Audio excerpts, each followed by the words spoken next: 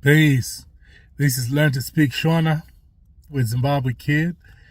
And today we're going to learn how to say faith. Faith in Shona is kutenda. Now, kutenda can mean two things in Shona. Kutenda as in faith, or kutenda as in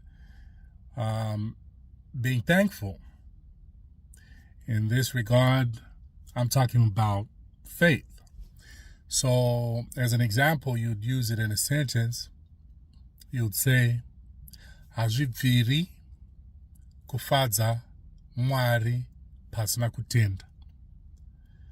Meaning, it's impossible to please God without faith. Hazvibviri,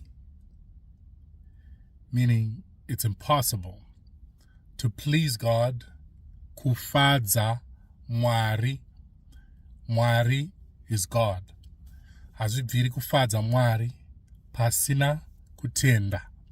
Pasina meaning without, kutenda faith. So that's the word of the day. Learn to speak Shona with Zimbabwe Kid. Peace. Rugare.